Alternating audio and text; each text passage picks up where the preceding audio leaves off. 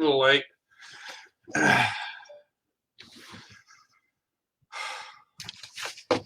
And we're live. Thank you so much for joining us today on April 5th after this holiday weekend.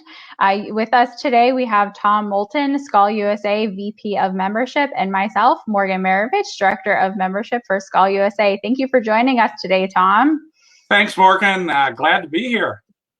Excellent. Well, first up, just tell us a little bit about yourself, your time in the travel industry, and how you got started. Well, I think I'm going to go back a long time ago. But when I was in college, I got an opportunity to work for a organization involved with Qantas, and I got elected as VP of the region, and I had 5 regions. So I began to travel very early on in my career. And then while I was there, I always stayed over like 3 or 4 days and got to see a lot of Michigan and a lot of Illinois and a lot of Louisiana. So I have to say the best way to answer that question is that really that kind of got the bug then, and then turned it into a career after I graduated from college in a little town called Lake George, New York. Oh, that's a beautiful area out there. I've been there a few times. If anyone hasn't been, I definitely would check out Lake George. It's awesome. So what's one experience from your career that really stands out to you? Well, I would say that, graduating with a degree in theater, I was a little bit of a ham. So I had an opportunity to finally get engaged with a good friend of mine who helped me get a job at Opryland. They were opening up a new facility, a new theme park in San Antonio, and it's called Fiesta Texas. So it was a musical theme park. And I got, as director of sales and marketing, the opportunity to actually create mini events for all of my corporate clients utilizing the vast talent of Opryland and in Texas. So we at one time employed just about every mariachi group in San Antonio, and all the folks from the country music Hall of Fame. We used to love to travel to Texas. So I have to tell you, for a career move, to be engaged with the professionals of the Grand Ole Opry and Opryland was clearly a dream job. So am I sensing a little hidden talent here with theater, performance? Well, it's probably more the Adam Sandler type than the King Lear type. But I've had a blast. I mean, whenever there was community theater, I was engaged. I got a lot of the stagecraft stuff, but boy, when I had a chance to play a bit part, we have melodramas here in Tucson, and that's the one kind of thing I haven't marked off my bucket list yet, is to really be engaged in a melodrama. I think I could probably hand that up pretty good. Okay, I think we will all need an invite when you do that. I think that would be very cool. Very well, cool. I'm sure they'll Zoom it like everything else in the world right now. So. Well, thank you everyone for tuning in for our Facebook Live series. This is our second one this year, and we will have many more coming up.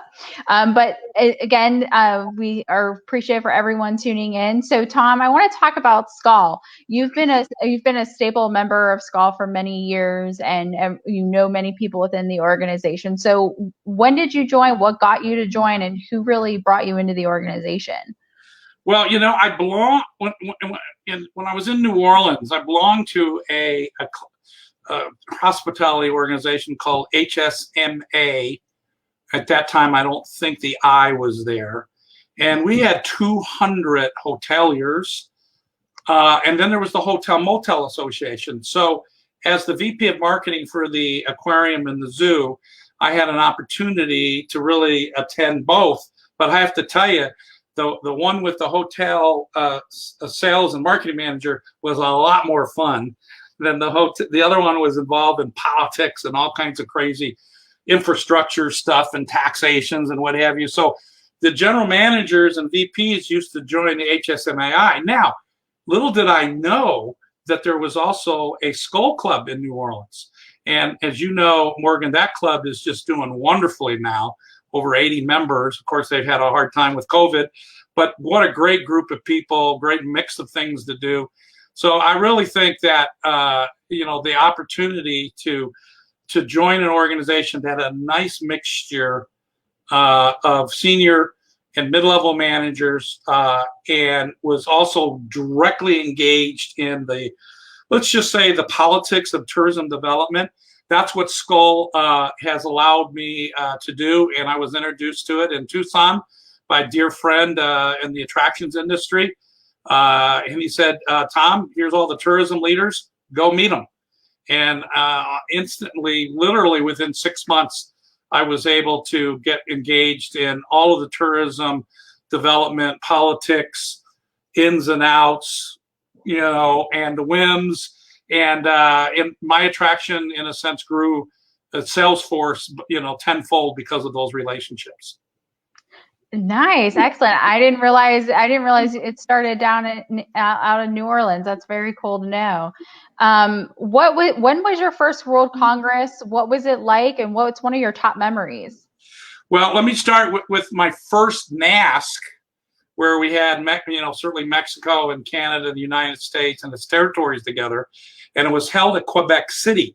So it was wonderful. I met President Lou from Louisville, and he, I was so impressed by the leaders of Skull USA, especially Lou from the Louisville club, and I got to know his wife a little bit, and while we were there, and I have to say what was most impressive was the first night we had, of course, the famous open bar event, that we don't do too many of those anymore, but we had a great time in his big suite.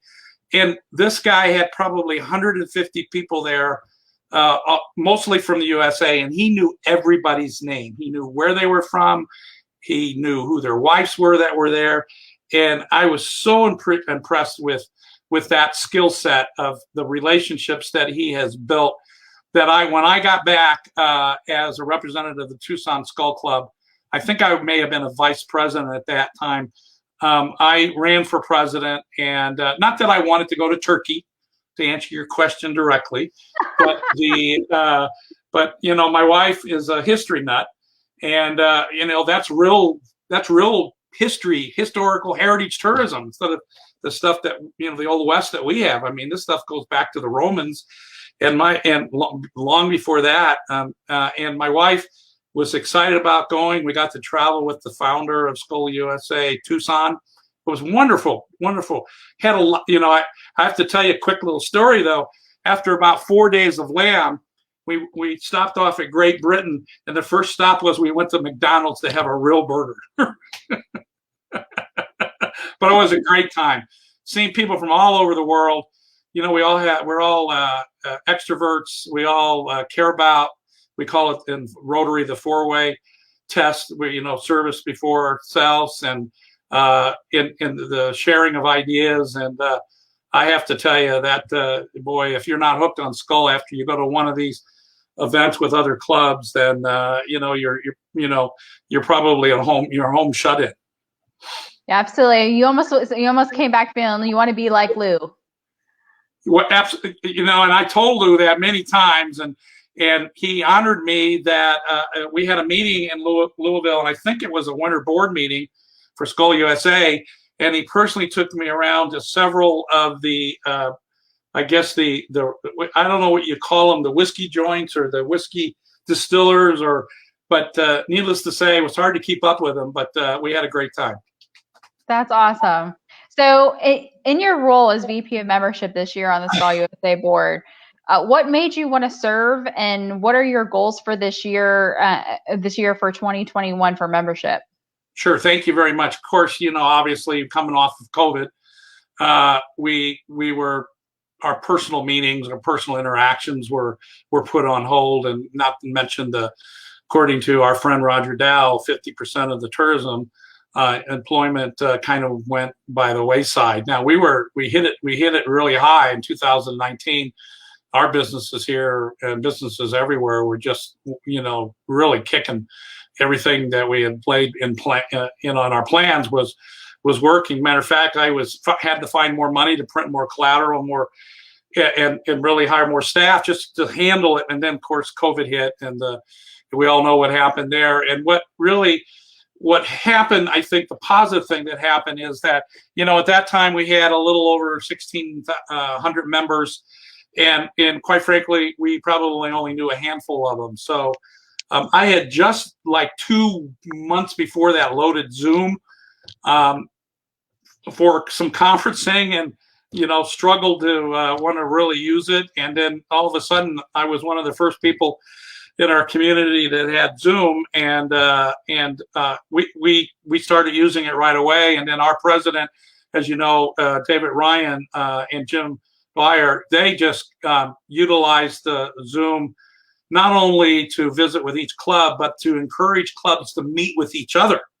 Now, we had that a long time ago where we had regional meetings, but they were always expensive, but they were a lot of fun. And I can remember going to one in Florida and got to meet Arnold Palmer's and Jack Nicklaus's, locker rooms. And, we had a great time at PGA Golf.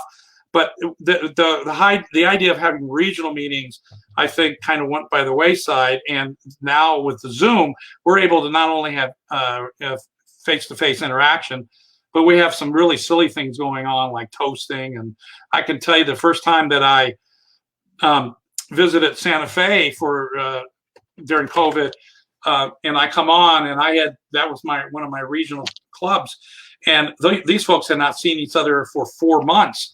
I mean, the camaraderie, the love, the spirit, just even on the little screen came out. So I think we want to really capture that interpersonal relationships. Obviously, we're all longing to get back to personal meetings, and we've been, as you know, Morgan, encouraging people where you can. So I think the most important thing is to one, make sure everybody's got the tools, make sure everybody has the knowledge so they can get back into face-to-face. And then I think they're hungry for information. And Morgan, with your help and David Ryan's and the rest of the executive committee, we started this wonderful educational webinar session with all the top tourism NGOs. Now, we kind of sort of knew who they were, but you and your relationship, brought them out.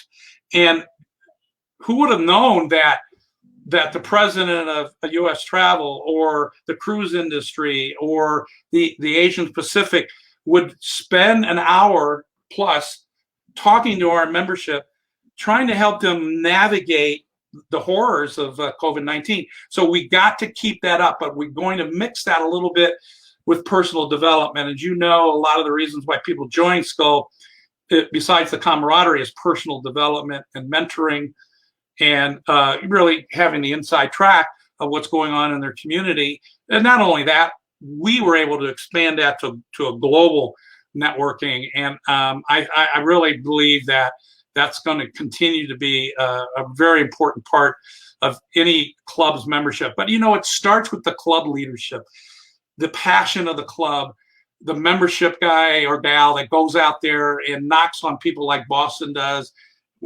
within 3 days of when they're at their new hotel.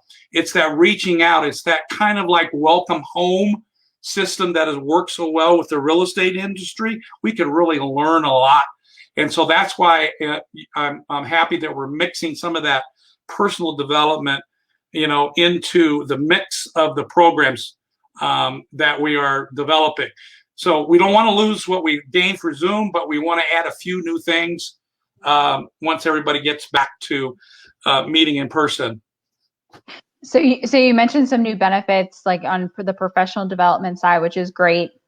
Are there any more details that you can share and in regards to any new benefits that may be launching for the membership this year? Or do you have any ideas for clubs and how they can work to retain members or bring on new members this year? Well, as you know, as part of the membership team, Morgan and Mark Ergang and myself, that we really felt that our job board needed to go to the next level. And Morgan has been engaged, very much engaged with a group and that is working with NTA. And so we've had the opportunity to have a couple of research sessions. Morgan's knowledge, thank you, Morgan, on what NTA. We really would need to have a robust career center. You have to think about a lot of these folks that have lost their job haven't probably written a resume for 20 years or done an interview for as many years. And with the way electronic interviewing is happening, you know, it goes beyond just video conferencing. You know, I think getting a job still has a lot to do with relationships and networking and what have you. So I think LinkedIn is really good. So we've been able, through our VP of Communication, is to step up our LinkedIn presence. But I think we need to go on the next step. So we've been visiting with a group that's involved in over 1,000, is it 1,000 associations, Morgan? And so we're talking about electrical engineers to tourism. So, there are, even within tourism, there's a need for an electrical engineer. So, one of the misnomers is when we were talking about creating a job board is that it has to be in the tourism. Well, listen, tourism is its own little town. I mean, I talked to our JW Marriott here the other day, and I said, so tell me, I'm just curious. I mean, I know you got 400 and some odd rooms, but tell me, how many employees do you have? And he goes, I have 800 employees. I said, 800 employees? I said, I had no idea. Well, we're 24/7 and so on and so forth. So think about it. They're a town all to themselves. So joining up with an outfit that can not only help Skull members find jobs, but can help Skull members that have jobs. It goes beyond just tourism. It goes into everything that makes tourism work.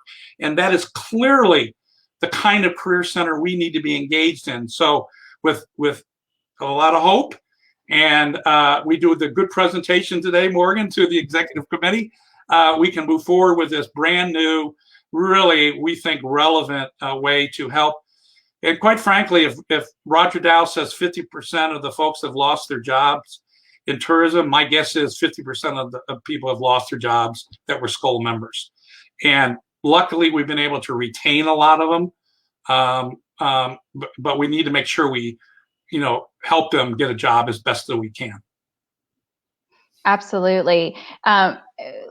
Keeping on that, and when you're talking about the job board, what other ways what ideas do you have about for Skull clubs to help them retain their members, keep them active, bring on new members? Is there any thoughts to share? Well, again, as I mentioned, get back to having your meetings again. Mix them up a little bit. If you have a dinner, that's all I used to do mixers. Get involved in your community. There is a really wonderful opportunity as an organization of tourism leaders to help out the community. There's a lot, especially on what's happened with COVID-19. There's just a tremendous amount of need for volunteers. So I think clearly get engaged in your community. I think that's, again, we're fortunate here in Skull Tucson is that so many of our members are associated with the Rotary Club of Tucson. And we get involved in literacy and continuing education, technical education. We're helping the Reed Park Zoo. We're doing all kinds of things. And I have to say, the folks that are Rotarians make excellent members that are in tourism. So leadership, let me leave it with leadership. Jim, our president, and myself are having a series of meetings with the presidents, sharing of the ideas. I have to tell you, I won't go into any great detail, but if you just listen for a couple of minutes to the president of the Tampa Skull Club, you'd run out and change half of your programs because of the enthusiasm and the excitement of getting to know the people that are in Tampa area and all working together to create obviously a common destination message. So let's not forget that we're in this to benefit our community and benefit our destination. And if you can get the club's members to rally around all of that, and all of a sudden you start working together, and as we all say, doing business amongst friends. I mean, but it takes a lot of enthusiasm from your leadership.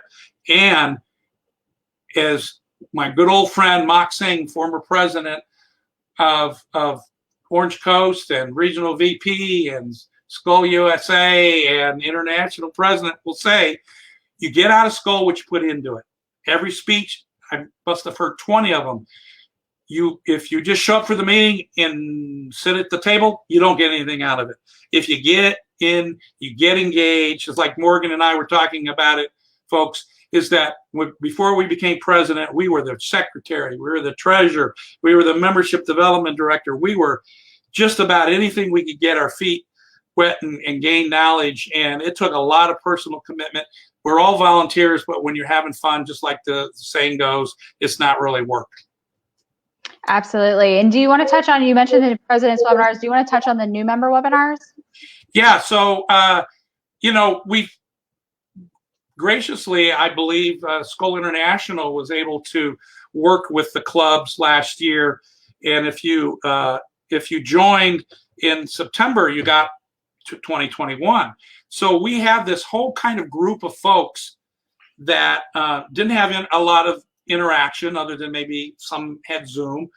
And so we felt that we needed to kind of go back to the roots a little bit of why Skull started. And then as we're talking about today, some of the things that Skull is doing right now. So we decided to do this in a series of 3, call it new member orientation, but Morgan is in charge, so she's going to make it a lot more fun than I remember my college orientation days. But we'll have a blast. There'll be interactive, and it'll be something that it will be April 15th, and we'll be sending out. We have sent out notice. We'll probably send out a couple more, and it's April 15th at 3 p.m. Eastern time, right, Morgan? Mm-hmm. And yep. We'll send you the link, and it'll be an hour. We'll have a few stories from some of the folks that have been in Skull for a long time. But it's as I say, when you're in my business, it's about creating memories. Well, boy, I have to tell you that since let's see, I started in 1999, I have just as many Skull memories, I think, as I do family memories, because quite frankly, Skull is kind of my second family. That's awesome. Well, if anyone that's watching has any questions, please feel free to submit them in the comment box. Tom is here to answer anyone's questions, so it's what we're here for. So definitely feel free to submit. James Enright from Skull, Washington has a few, so I'm going to send those over before we get to our quick fire, Tom. Those are always tough questions from James. James asked, what is one decision you wish you did not make? Probably moving away from New Orleans, because there's a lot of great tourism, certainly networking that goes on in every community, but there's something unique about New Orleans, not only because of the culture, but it's the people. We were very engaged together. We knew each other. We saw each other multiple times throughout the week. So I really regret moving away from New Orleans. But again, if I didn't move away from New Orleans, I wouldn't have got that great job at Opryland and got to be a ham again. There you go. There's always a silver lining. So another question from James is, what is the most important attributes of successful leaders today? I think it's listening and engagement. Okay. I think you have to show that you care, and you have to show that they're more important in the sense that you are. And, so mentoring is so important. I started, James, let's see, last year, I was thinking about really retiring from the attractions industry. So I said, okay, I got my shot. I'm in charge of the annual meeting. and we got all these awards that are going out, but I'm going to create an award just myself. And I called it simply the Extraordinary Mentor Award, just simple as that. And being in a community for 20 plus years, there were two guys that really stood out, Jack Camper and Art Alice. And those guys not only helped me in my school career, but in my personal career, my child raising career, just across the board. And I just wanted to get those two gentlemen, former president of the chamber, and of course Art Alice, hotel restaurant extraordinaire, and I got those guys, and they came. I think I had to buy them lunch to get them there, but we had a great time. They had no idea why they were there, and they were pleasantly surprised that I brought them up on stage, and did everything but kiss the guys, because they have been so helpful to me. So I think mentoring, we've all had our own mentors, whether they've been our father, our mother, and I think that's really valuable in Skull. Is a lot of the clubs have formal mentor programs. I would encourage those. Excellent.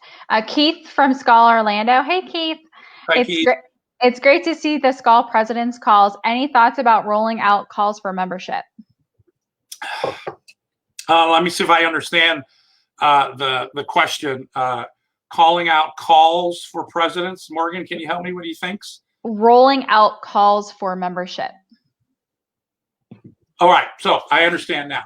So, clearly, when I was a regional VP, I had a somewhat successful formula. I think when first thing I would do is go visit with the Hotel Motel Association, the DMO, the chamber president, and try to get them all in the same room if I could. And of course, they all have their own organizations, their own thing, but trying to create that point of difference between, just like Skull does, when we have all of the folks that are from all over the tourism, and we're the only really organization that has that. There isn't really any really large organization, I think, in a community that has the ability that Skull has to bring everybody together. So the call out for membership, and the way I would answer that is that the tourism leaders are actually the ones that are doing the calling for you, and encouraging. That's exactly how we started the Attractions Alliance back 23 years ago. We had 15 attractions that were drawing all the business, getting all the advertising, and nobody knew anybody. And we went to visit Tucson, the DMO. We said, hey, can you guys act as our inviter? And they invited us all, and now we're 120 attractions. We know each other, we share ideas, and it took that one entity to call us out from our couches and behind our desks, and I think you got to have that mix in your club and to be successful. That's good advice. All right. Well, I'm going to go into our rapid fire before we wrap up here at the half hour, just over the half hour. All right. What's the strangest thing you've ever eaten? Well, maybe you remember, but we went to this NASC, and I remember Lisa, it was before Lisa became president, so maybe that'll help people to remember where it is. So we got on this boat, and we had no idea where we were going, and we had folks. I think it was a NASC, but we had folks from at least Canada and Mexico, and they took us to this island, and we got there, and they were greeting the folks, the employees that in native costume were greeting us. And we had no idea what the dinner was going to be. And they brought out this thing with 8 legs. It was octopus. I had never eaten octopus. I mean, I've eaten calamari. But this thing was like it was right out of the aquarium. And so needless to say, I'm a little bit adventurous. That was the strangest sense of when you bit into one of those legs. I can't say I've had octopus. I know there's some There's certainly a name for that, but it was an octopus. There's no question. It had 8 legs. Holly said it was Playa Mujeres, Mexico, and the Yes. board. Yes. And Holly, she knows we had a great time. We just had a super time. Who is your favorite superhero, and who is your favorite superhero, or was, and why? Well, I think I'm a combination of Superman and the Lone Ranger. Okay. Nice. So certainly we won't talk about the last movie of the Lone Ranger, but the original black and white series and Superman with Clark Kent. So obviously truth and justice and the American way and all that kind of stuff with Rotary and the 4-way test that I've sworn into, and service before yourself certainly fits those two characters, and they were always trying to do what they could to help you. But I have a story, and I won't go into it. But in our industry, you have you use the word yes sir and yes ma'am a lot, and you use my pleasure, and I just see Superman saying that all the time, and people were thankful. Sometimes when I say thank you, ma'am, I think people don't think I'm being serious. But I am being respectful. But boy, if I was like Superman, I could get away with it every time, and people know that I really mean it out of respect by calling them ma'am or sir. Very good. Very fair point. All right. Sunrise or sunset? We live in a stressful business, don't we? So when that 5 o'clock hour hits and the sun starts to go down, that's when I hoop and holler, and it's time to get out. Time to get out and forget about the day's activities. All right. And window or aisle seat? Well, I'm always the guy looking around, so you can't put me in a hole. You can't put me in the window. And if you see the flight attendant yelling at somebody to sit his butt down in the seat, that's probably me. Nice. All right. Pam asks, what's the most inspirational, exciting thing you've seen any club do this past year to retain membership? Well, that's interesting. I would say having the courage and the ability to work with their public health department to get back to private or to get back to in-person meetings. I think sounds generic, but I have to tell you, the Zoom was cool, as I mentioned about Santa Fe, but when Art worked out with the Westward Look Resort, and we were able to start meeting personally on a regular basis, and we got 4 new members at the time and everything. That was probably the best thing that could have happened. Yeah, and I'm going to give a shout out to Skull San Francisco and Skull Chicago. Chicago did a virtual FAM tour of Israel, and they have one coming up of South Africa, where they delivered wine to their members, and they used it as a new member event as well. A very cool presentation. Also, the wine doesn't hurt, but you learned about the wine and everything. It was a very well done event. And then additionally to that, Skull San Francisco took their wine auction, which is usually in person, and they did it virtually. And you got to learn about the wine, and each of the members donated wine. It was very well done for an auction. Usually at auctions, you're kind of sometimes bored, but it was quite humorous, fun. So I'd have to say those were two great events. Hey, Morgan, who's the club that did where they rented out the whole hotel? And they had everybody on the balcony, and then they had the food delivered personally. That was in Canada. That was, I have to tell you, I just thought of that too. I thought that was a real hoot, and we saw. I don't know if we saw a video of that or pictures, but it was just what a great creative idea! And certainly we all have hotels that we could do that, and that can be done easily post-COVID too. I think it's a great opportunity. Yeah, particularly now with the social distancing still in place, that's a great way to do it too. That was, I believe, Calgary or Banff, one of those clubs. Yes. Yeah, I think it was Calgary. It's about that sharing of ideas. I have to tell you, that's what we're trying to do with the president's meetings. Obviously, getting back to NASC again. All of those opportunities just help contribute to the excitement, but those regional meetings or those virtual meetings that Jim has been talking about, I think it's a great start, because you don't have to limit yourself to your region. It could be someone in another country too. It doesn't have to be the United States.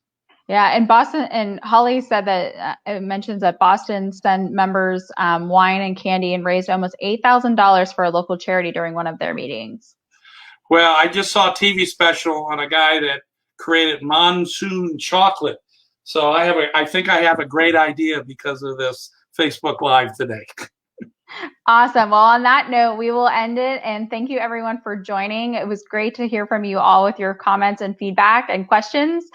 Tune in next month on the first Monday of May, on May 3rd at 3 o'clock. We will have Mock Singh join us for a Facebook Live interview. So see you then. Thank you so much.